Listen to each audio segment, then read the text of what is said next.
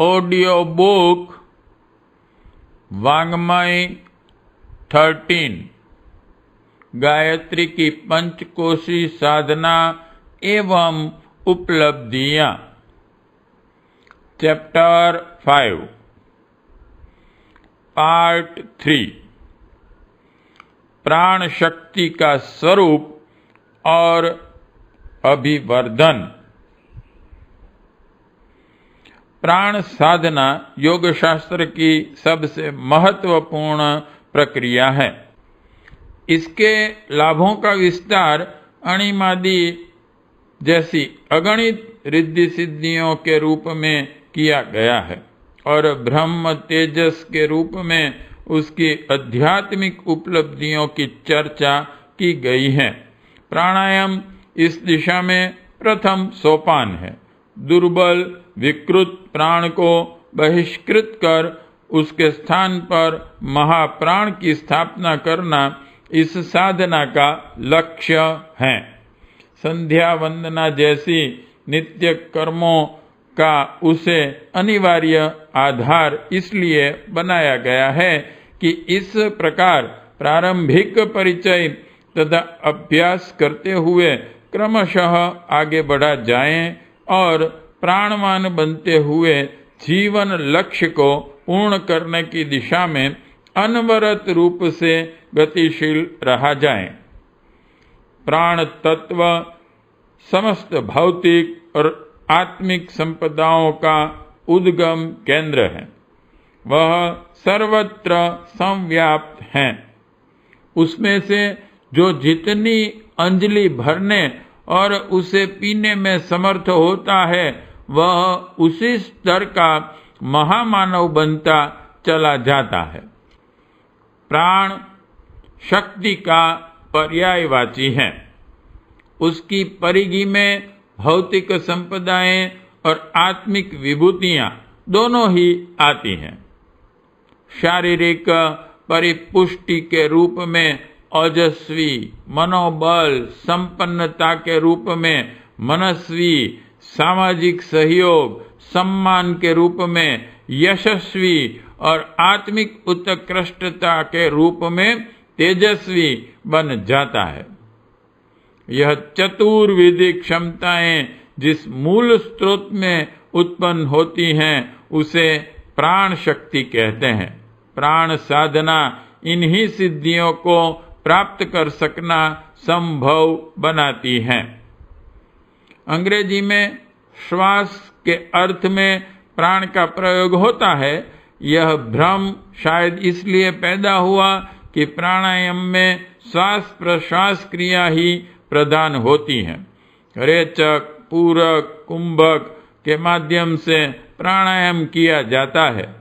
उसमें सांस को अमुक क्रम से छोड़ने खींचने की विधि की प्रमुखता रहने से प्राण को उसी रूप में समझ लिया गया है। स्वामी विवेकानंद ने प्राण की विवेचना साइकिक फोर्स के रूप में की है। इसका मोटा अर्थ मानसिक शक्ति हुआ।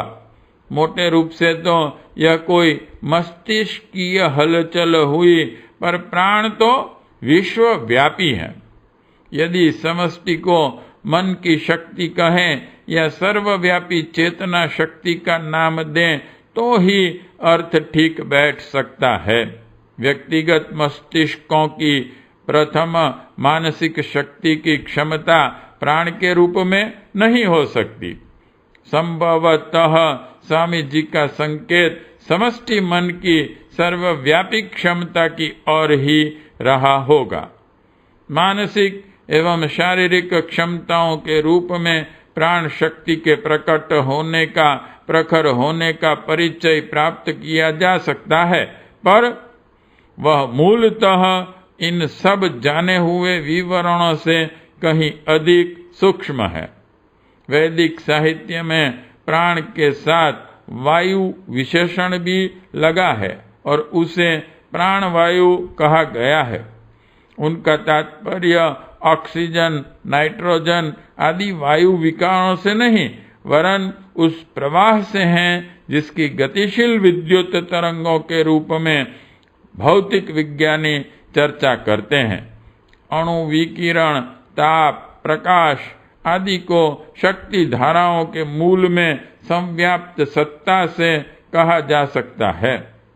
यदि इसके अध्यात्म स्वरूप का विवेचन किया जाए तो अंग्रेजी का लैटेंट लाइट शब्द इसके लिए लगभग अधिक उपयुक्त बैठता है।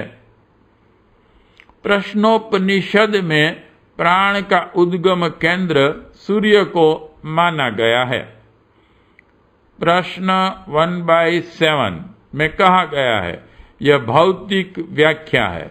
सभी जानते हैं कि पृथ्वी पर जीवन की उत्पत्ति का श्रेय सूर्य किरणों को है। स्थूल जगत की जीवन शक्ति का केंद्र सूर्य है। इसके 5 प्राण, 5 तत्व हैं। प्रश्नोपनिषद में कहा गया है, यह सूर्य ही बाह्य प्राण है। उदय होकर दृश्य जगत की हलचलों की क्रियाशीलता करता है। इस विश्व रूपी शरीर को यह सूर्य का महाप्राण ही जीवंत रखता है। 5 तत्वों में वह 5 प्राण बनकर संव्याप्त हैं। प्राण को तत्वदर्शियों ने 2 भागों में विभक्त किया है, एक अणु, दूसरा विभु। अणु वह है जो पदार्थ जगत में सक्रिय बनकर परिलक्षित होता है। विभु वह है जो चेतन जगत में जीवन बनकर लहलहा रहा है। इन 2 विभागों को अधिदैविक कॉस्मिक और आध्यात्मिक माइक्रोकॉस्मिक अथवा हिरण्यगर्भ कहा जाता है। ब्रह्म सूत्र शंकर भाष्य में कहा गया है, समष्टि रूप हिरण्यगर्भ विभु है, व्यष्टि रूप आधिदैविक अणु। इस अणु शक्ति को लेकर ही पदार्थ विज्ञान का सारा ढांचा खड़ा किया गया है। विद्युत, ताप, प्रकाश, विकिरण आदि की अनेकानेक शक्तियां उसी स्रोत में गतिशील रहती हैं। अणु के भीतर जो सक्रियता है वह सूर्य की है। यदि सूर्य का प्रकाश पृथ्वी तक न पहुंचे तो यह सर्वथा नीरव स्तब्धता परिलक्षित होगी। कहीं कुछ भी हलचल दिखाई न पड़ेगी। अणुओं की जो सक्रियता पदार्थों का आविर्भाव, अभिवर्धन एवं परिवर्तन करती हैं, उसका कोई अस्तित्व दिखाई नहीं पड़ेगा। भौतिक विज्ञान से इस सूर्य द्वारा पृथ्वी को प्रदत्त अणुशक्ति के रूप में पहचाना है और उसे विभिन्न प्रकार के आविष्कार करके सुख साधनों का आविर्भाव किया है। शक्ति के कितने ही प्रचंड स्रोत करतलगत किए गए हैं, पर यह नहीं मान बैठना चाहिए विश्वव्यापी शक्ति भंडार मात्र अणुशक्ति की भौतिक सामर्थ्य तक ही सीमाबद्ध है। जड़ जगत में शक्ति तरंगों के रूप में संव्याप्त सक्रियता के रूप में प्राण का परिचय दिया जा सकता है और चेतन जगत में संवेदना उसे कहा जा सकता है। इच्छा, ज्ञान और क्रिया इसी संवेदना के 3 रूप हैं। जीवंत प्राणी इसी के आधार पर जीवित रहते हैं। उसी के सहारे चाहते, सोचते और प्रयत्नशील होते हैं। इस जीवन शक्ति की जितनी मात्रा जिसे मिल जाती है वह उतना ही अधिक प्राणवान कहा जाता है। आत्मा को महात्मा, देवात्मा और परमात्मा बनने का अवसर इस प्राण शक्ति की अधिक मात्रा उपलब्ध करने पर ही संभव होता है। चेतना की विभु सत्ता जो समस्त विश्व ब्रह्मांड में संव्याप्त है, चेतन प्राण कहलाती हैं। उसी का अमुक अंश प्रयत्न पूर्वक अपने में धारण करने वाला प्राणी प्राणवान एवं महाप्राण बनता है। वह प्राण हमारे अनुभव में जड़ पदार्थों की सक्रियता के रूप में और चेतन प्राणियों की सजगता के रूप में दिखाई पड़ता है। इससे प्रतीत होता है कि वस्तुओं एवं प्राणियों के उत्पन्न होने के उपरांत ही इस शक्ति का उद्भव हुआ होगा, पर बात ऐसी नहीं है। वह सृष्टि से पहले ही मौजूद तो था। उसी सूक्ष्म प्राण शक्ति ने समयानुसार परा और अपरा प्रकृति का रूप धारण करके इस दृश्य जगत का सृजन किया है। शास्त्र में इसका वर्णन इस प्रकार आता है। शतपथ में कहा है, सृष्टि से पहले असत था। यह असत क्या? उत्तर में कहा गया, वे ऋषि थे। ये ऋषि क्या थे?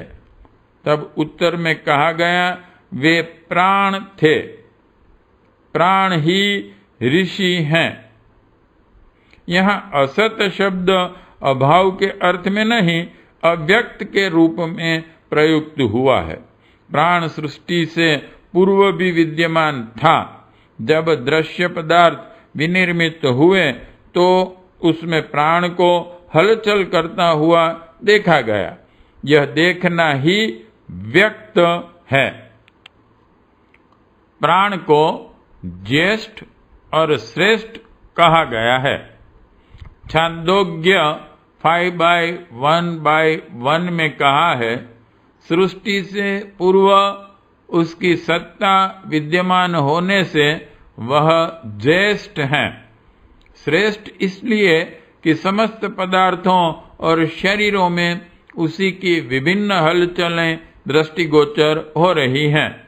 वस्तुतः जीवन के अर्थ में ही प्राण का प्रयोग होता रहा है। बृहदारण्यक में कहा गया है, जिस किसी अंग से प्राण निकल जाता है वह सूख जाता है।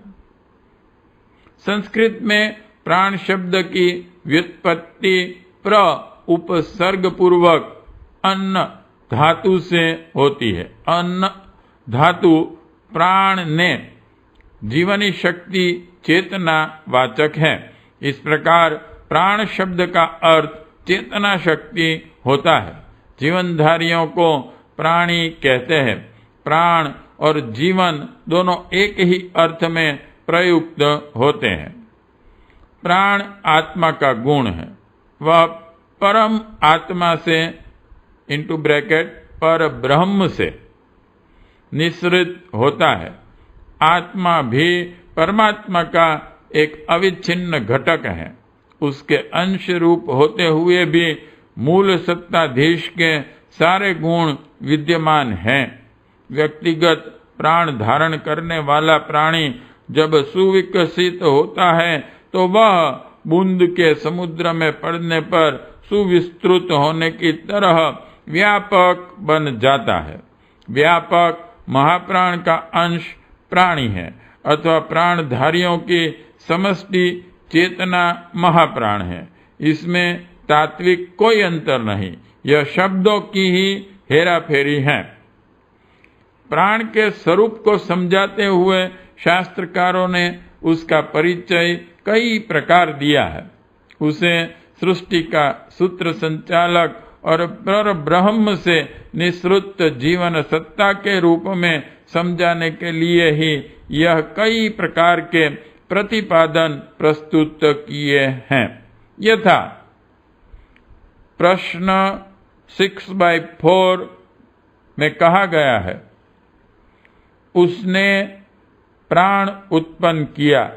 प्राण से श्रद्धा, बुद्धि, आकाश, वायु, तेज, जल, पृथ्वी, इंद्रिय, मन और अन्न आदि बने।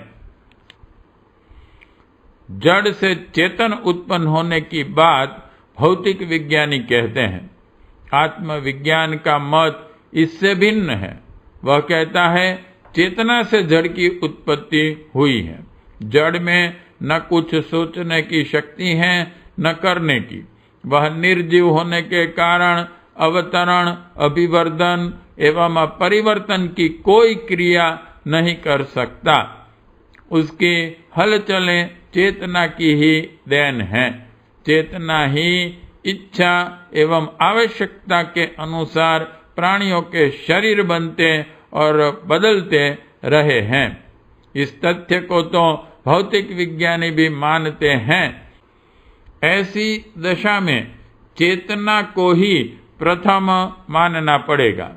सृष्टि से पूर्व निसंदेह उसकी सत्ता सूक्ष्म चेतना के रूप में रही है और महाप्राण इस विश्व के सूत्र संचालक पर ब्रह्म का, परमात्मा अथवा आत्मा का ही ब्रह्म तेजस रहा है। वह कोई भौतिक शक्ति नहीं है। प्रश्न 3/3 में कहा गया है, इस प्राण की उत्पत्ति आत्मा से होती है। कठ 6/3 में कहा गया है, यह समस्त जगत प्राण के स्पंदन से निःसृत होता है। बृहदारण्यक में कहा गया है, जैसे अग्नि से छोटी छोटी चिंगारियां निकलती हैं, वैसे ही आत्मा से सब प्राण निकलते हैं। इस प्राण सत्ता को जब जिस प्रयोजन के लिए प्रयोग होता है, तब उसके नाम उसी क्रिया आधार को ध्यान में रखते हुए रख दिए जाते हैं।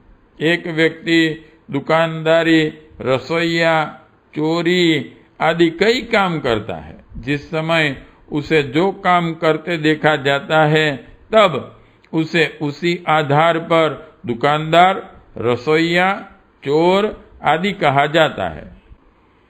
तांगे वाला उसे सवारी, व्यापारी उसे ग्राहक, डॉक्टर उसे रोगी, अध्यापक उसे विद्यार्थी के नाम से पुकारता है। इतने पर भी वह एक ही व्यक्ति होता है। इसी प्रकार प्राण की जहाँ जो गतिविधियां होती हैं, उसी प्रकार उसे नाम दिया जाता है। साधारणतया 5, 10 या 11 प्रकार से उसके वर्गीकरण होते रहे हैं। शतपथ में कहा गया है, यह प्राण वायु 5 प्रकार का है। प्राण, अपान, व्यान, उदान, समान। बृहदारण्यक में कहा गया है, मनुष्य में रहने वाली 10 इंद्रियां और 11वां मन, यह सब प्राण है।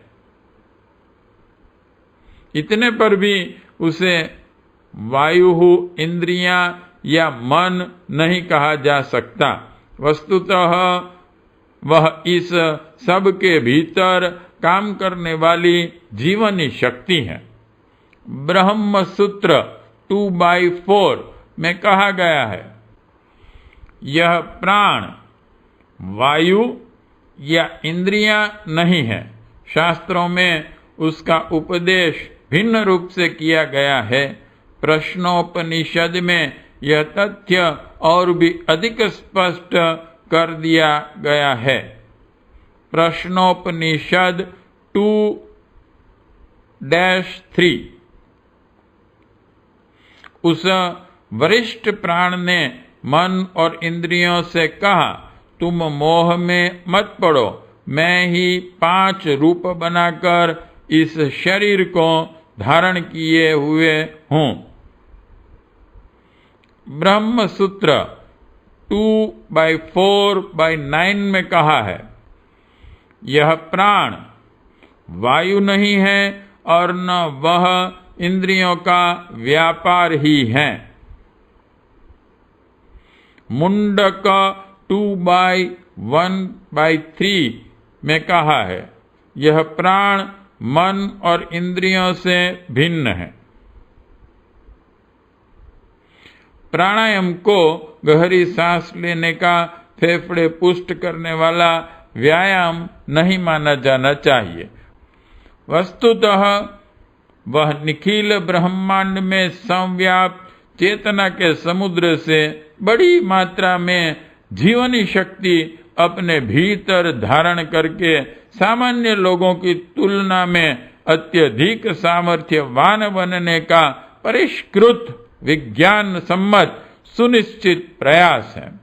इसे यदि विधि पूर्वक जाना और अपनाया जाए तो उसमें हमारे महत्वपूर्ण अभावों की पूर्ति हो सकती है। पार्ट 3 समाप्त।